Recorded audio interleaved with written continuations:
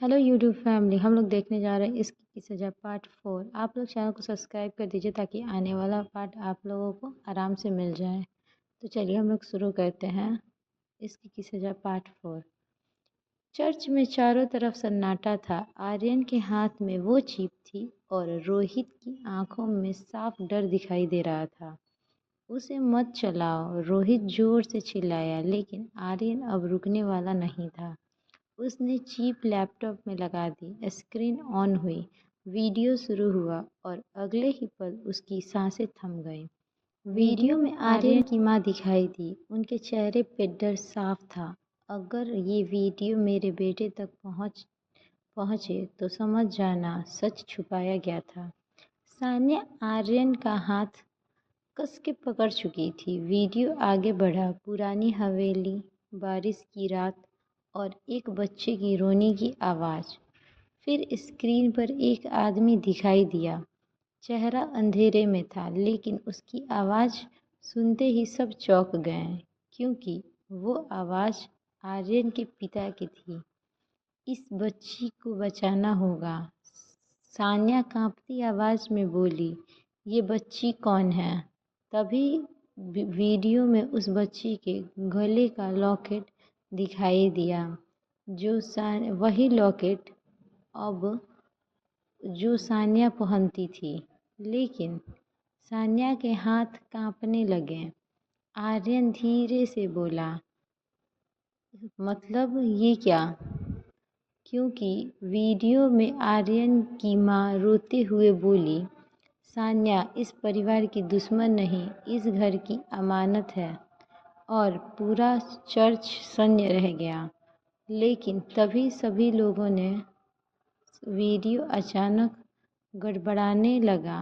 Screen flush कर हुई और एक दूसरा वीडियो अपने आप चल पड़ा। इस बार स्क्रीन पर मायरा थी। सब हैरान रह गए और सान्या, मायरा खुद डर गई। ये वीडियो यहाँ कैसे? वीडियो में मायरा रो रही थी। और अगर कबीर ये देख रहा है तो मुझे माफ़ कर देना, क्योंकि तभी कबीर की सांसें रुक गई। वीडियो में मायरा आगे बोली, मैंने रोहित का साथ मजबूरी में दिया, क्योंकि उसके पास मेरी छोटी बहन थी। सबके चेहरे बदल गए। आर्यन हैरानी से बोला, तुम्हारी बहन? मायरा फूट फूट कर रोने लगी। मैं उसे बचाना चाहती थी। तभी अचानक चर्च में लाइट्स बंद हो गई। पूरा हॉल अंधेरे में डूब गया और अगले ही पल किसी ने सान्या का हाथ पकड़कर उसे खींच लिया और सान्या जोर से चीखी, आर्यन! उसके बाद आर्यन पागलों की तरह उसकी तरफ भागा, लेकिन अंधेरे में कुछ दिखाई नहीं दे रहा था।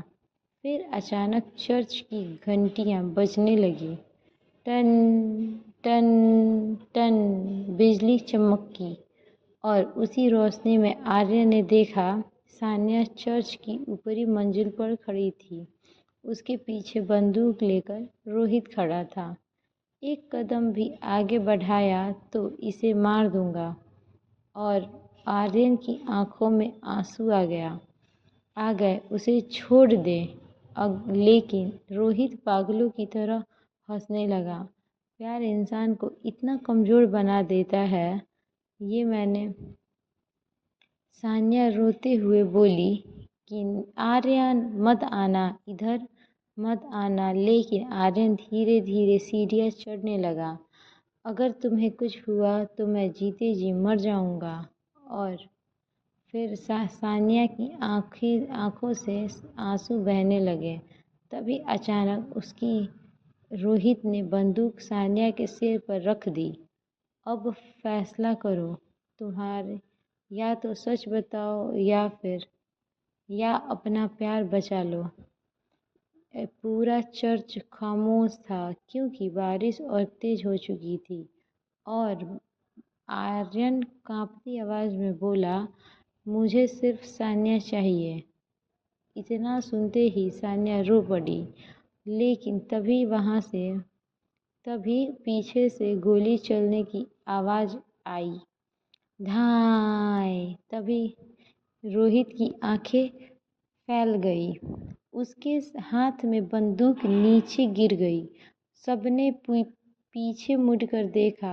गोली चलाने वाला कोई और नहीं, आर्यन के पिता थे और उनकी आंखों में आंसू था। बहुत गलतियां की हैं मैंने, अब अपने बच्चों को नहीं खो सकता। रोहित नीचे गिर पड़ा तभी, लेकिन मरने से पहले वो हंसने लगा। तुम लोग जीत कर भी हार जाओगे, आर्यन गुस्से में चिल्लाया। ऐसा क्या मतलब है तुम्हारा? तब रोहित मुस्कुराया और बोला, और आखिरी सांस लेते हुए बोला, क्योंकि असली दुश्मन अभी जिंदा है। अचानक चर्च के पीछे किसी के चलने की आवाज़ आई। टक टक टक। सबकी सांसें रुक गईं और अंधेरे से जो शख्स बाहर आया उसे देखकर आर्यन और सान्या दोनों सन्न रह गए, क्योंकि वो कोई और नहीं, आर्यन की माँ थी। लेकिन इस बार उनकी आंखों में डर नहीं बल्कि नफरत थी। पुराना चर्च और बारिश, फिर टूटी हुई खिड़कियाँ और इस तरफ फैला डर। आर्यन अभी भी अपनी माँ को देखकर सदमे में था। माँ अब जिंदा कैसे? लेकिन उसकी माँ ने कोई जवाब नहीं दिया। उनकी आंखें सिर्फ स्क्रीन पर टिकी थी, जहां वो रहस्यमय आदमी बैठा मुस्कुरा रहा था। वहीं उसकी अंगुलियां टेबल पर चल रही थी। इतने सालों बाद भी तुम लोगों को सच नहीं मिला। सान्या डरकर आर्यन के करीब आ गई। मुझे अच्छा नहीं लग रहा। आर्यन ने उसका हाथ कस के पकड़ लिया। कुछ नहीं होगा। लेकिन सच तो ये था, आर्यन खुद डर चुका था। तभी स्क्रीन पे बैठे आदमी ने धीरे धीरे कहा, तुम लोग अभी भी गलत कहानी में जी रहे हो। कबीर गुस्से में बोला, साफ साफ बोल, कौन है तू? वो आदमी हल्का सा हंसा। नाम जानकर क्या करोगे, जब तुम्हें अपने ही लोगों की सच्चाई नहीं पता। फिर अचानक स्क्रीन झिलमिलाई और अगले ही पल एक पुराना वीडियो चलने लगा। लेकिन वीडियो में छोटी सी उम्र का आर्यन दिखाई दिया, जो जोर जोर से रो रहा था और कोई महिला उसे अपनी गोद में लेकर भाग रही थी। तभी सान्या हैरान रह गई कि ये कौन है। आर्यन की सांसें तेज हो गई, क्योंकि वो महिला कोई और उसकी माँ नहीं थी। तभी वीडियो में पीछे से गोली चलने की आवाज़ आई। धाय! और फिर वीडियो अचानक बंद हो गया। पूरा चर्च खामोश हो गया। आर्यन कांपती आवाज़ में बोला, ये क्या था? तभी वीडियो स्क्रीन पर बैठा आदमी मुस्कुराया। तुम्हें सच में लगता है तुम मुझे इस परिवार के बेटे हो? ये सुनते ही सबके पैरों तले जमीन खिसक गई और सान्या धीरे से बोली कि मतलब ये क्या? मतलब? तभी अचानक आर्यन की माँ जोर से चिल्लाई, आर्यन! बस करो आदित्य। तभी अचानक आर्यन की माँ जोर से चिल्लाई, बस करो आदित्य। पूरा चर्च सन्न रह गया।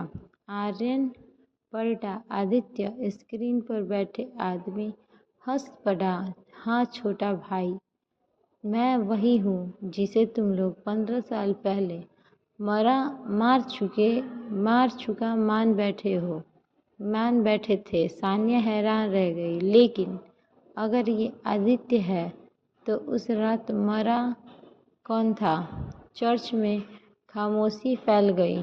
आर्यन की माँ की आंखों में से आंसू निकल पड़े। वो बच्चा आदित्य नहीं था। सबके होश उड़ गए। कबीर धीरे से बोला, मतलब किसी और बच्चे की लाश। तभी अचानक चर्च की सारी लाइट्स बंद हो गई और अंधेरा। फिर सिर्फ बारिश की आवाज़ और किसी के कदमों की आहट। फिर टक टक टक और सान्या डर कर आर्यन से लिपट गई। कोई यहाँ है। फिर अचानक पीछे से किसी ने सान्या के कान में धीरे से कहा, सच जानना चाहती हो? तो सान्या चीख पड़ी, हाँ हाँ आ। लाइट्स वापस आई और लेकिन वहाँ कोई नहीं था। सिर्फ फर्श पर एक पुरानी फोटो पड़ी थी। आर्यन ने कांपते हाथों में फोटो उठाई और फोटो देखते ही उसके होश उड़ गए। तस्वीर में उसकी माँ, रोहित और वही रहस्यमयी आदमी खड़े थे। लेकिन सबसे डरावनी बात ये थी, उस फोटो में छोटा आर्यन भी था और उसके पीछे लिखा था, इन एक्सपेरिमेंट 27। सान्या कांपती आवाज़ में बोली, ये एक्सपेरिमेंट क्या है? आर्यन की माँ रोने लगी। मैंने तुमसे सच छुपाया क्योंकि मैं तुम्हें खोना नहीं चाहती थी। आर्यन गुस्से में चीख पड़ा, ये कौन सा सच? तभी अचानक चर्च के पीछे दरवाज़ा अपने आप खुल गया और धड़ाम धड़ाम आवाज़ आने लगी। ठंडी हवा अंदर आई और अंधेरे में एक छोटी लड़की दिखाई दी जो सफ़ेद कपड़े, हाथ में गुड़िया और आँखों में अजीब सी मुस्कान। वो धीरे धीरे बोली, ये क्या भैया, आपने मुझे पहचान लिया? सान्या डर गई। ये कौन है? और लेकिन आर्यन पत्थर की तरह खड़ा रह गया क्योंकि उसने उस लड़की को पहले भी देखा था अपने सपने में। और तभी वो लड़की मुस्कुराई और बोली, मैं वो हूँ जिसकी वजह से ये पूरी कहानी शुरू हुई थी। और फिर पुराने चर्च के अंदर ठंडी हवा तेजी से चल रही थी। सबकी नज़र उस छोटी लड़की पर टिक गई। सफ़ेद फ्रॉक, हाथों में पुरानी गुड़िया और चेहरे पे अजीब सी मुस्कान। फिर आर्यन के हाथ कांपने लगे। तुम कौन हो? मैं तुम्हें। लड़की धीरे धीरे आगे बढ़ी और टक टक टक करके चल रही थी। उसकी पायरों की आवाज़ पूरे चर्च में गूंज रही थी। सान्या डरकर आर्यन के पीछे छुप गई। मुझे इससे डर लग रहा है। आर्यन ने उसका हाथ कस के पकड़ लिया क्योंकि उसकी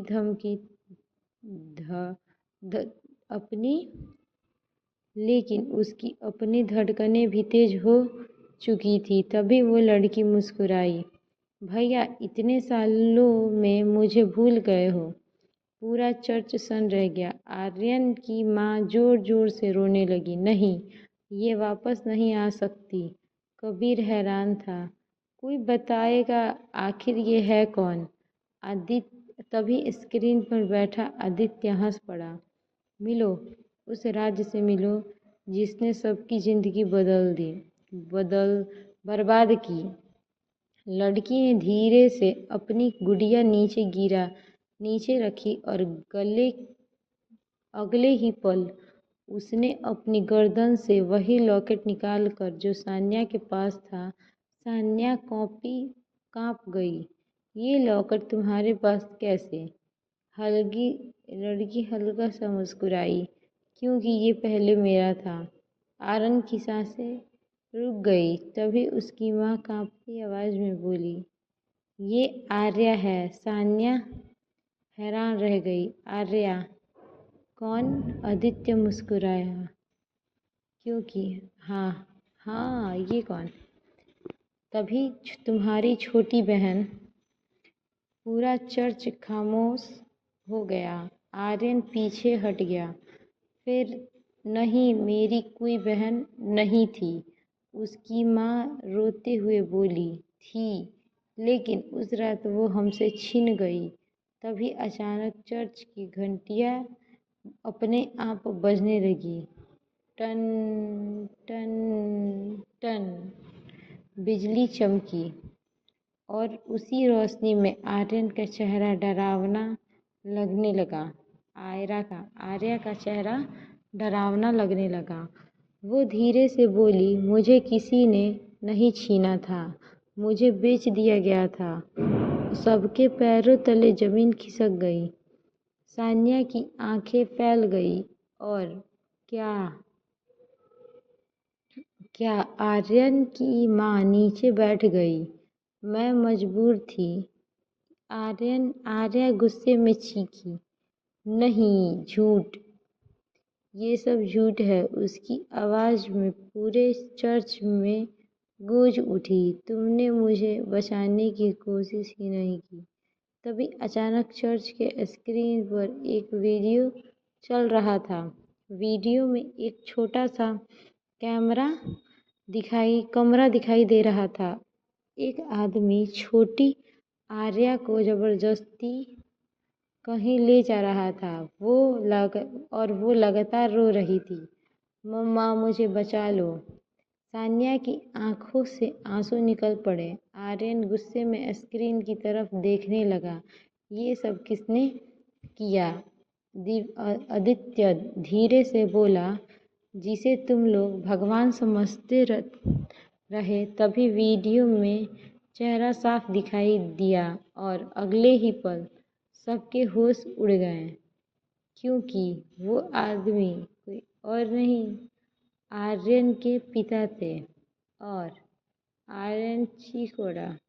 तभी नहीं, ये नहीं हो सकता। उसकी आंखों में आंसू आ गया। उसे समझ नहीं आ रहा था कि किस पर भरोसा करे। तभी उधर सान्या लगातार उसे देख रही थी। उसे डर था कहीं ये सच आर्यन को पूरी तरह ना तोड़ दे। तभी अचानक चर्च की सारी मोमबत्तियां बुझ गईं और पूरा चर्च अंधेरे में डूब गया।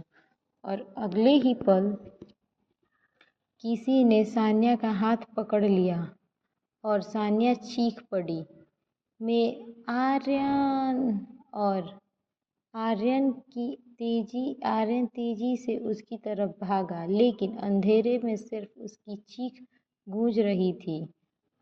और तभी बिजली चमकी और उस एक सेकंड की रोशनी में आर्यन ने देखा कि सान्या हवा में लटक रही थी।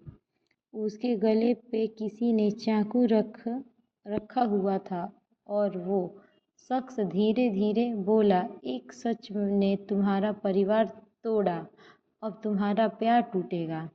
आर्यन की आंखों में खून उतर आया। सान्या! पूरा चर्च आर्यन की चीख पर गूंज उठा। बिजली लगातार चमक रही थी। सान्या हवा में लटक रही थी और उसके गले में चाकू रखा हुआ था। आर्यन पागलों की तरह उसकी तरफ भागा, उसे छोड़ दो। लेकिन उधर अंधेरे में खड़ा वो आदमी जोर जोर से हंसने लगा। एक तरफ तुम्हारा परिवार और दूसरी तरफ तुम्हारा प्यार। आज देखता हूँ तुम किसे बचाते हो। सान्या रोती हुई बोली। आर्यन मत आना। लेकिन आर्यन रुकने वाला में से नहीं था। उसने टूटी हुई सीढ़ियों पर चढ़ना शुरू किया। तभी उधर चर्च धीरे धीरे टूट रहा था। मायरा चिल्लाई, आर्यन नीचे आओ, ये जगह गिरने वाला है। तभी लेकिन आर्यन सिर्फ सान्या को देख रहा था। मैं तुम्हें कुछ नहीं होने दूंगा। तभी अचानक वो रहस्यमयी आदमी रोशनी में आया और चेहरा देखते ही सबके होश उड़ गए, क्योंकि वो कोई और नहीं आर्यन के पिता थे। आर्यन की सांसें रुक गई और पापा आप यहाँ। उसकी आंखों में आंसू थे। मुझे मजबूर किया गया था। आर्यन गुस्से में चीखा, आपने अपनी ही बेटी को बेच दिया। पूरा चर्च शून्य रह गया। तभी सान्या की आंखों से आंसू बह रहे थे। सान्या के पिता कांपती आवाज में बोले, मैंने उसे बचाने की कोशिश की थी, लेकिन रोहित ने तुम्हें बर्बाद करने की धमकी दी थी। तभी अचानक से पीछे से आदित्य की आवाज आई, झूठ, सब झूठ। लेकिन सबसे पीछे मुड़कर देखा, आदित्य बंदूक लेकर खड़ा था। उसकी आंखों में सिर्फ नफरत थी। आज इस परिवार का आखिरी दिन था। तभी अचानक धड़ाम धड़ाम की आवाज आई।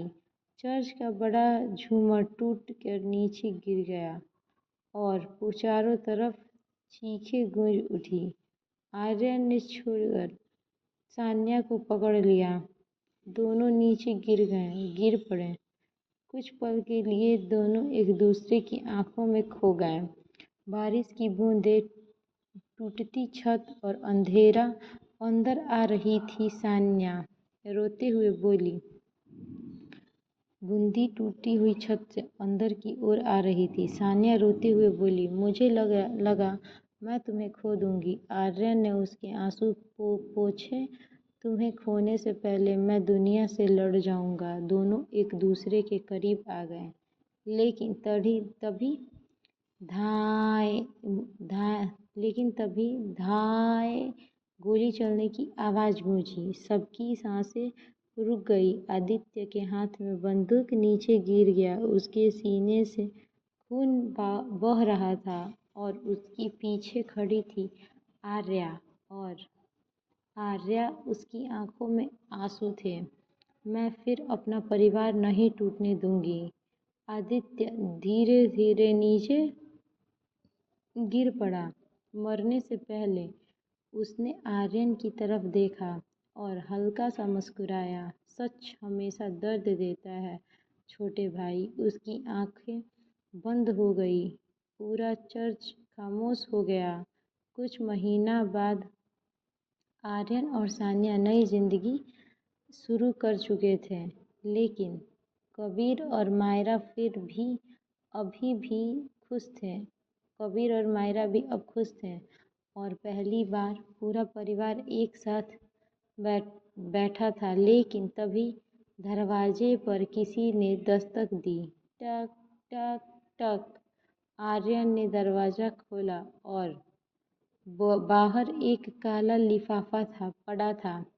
उसके ऊपर लिखा था, असल कहानी अभी बाकी है। सबके चेहरे का रंग उड़ गया।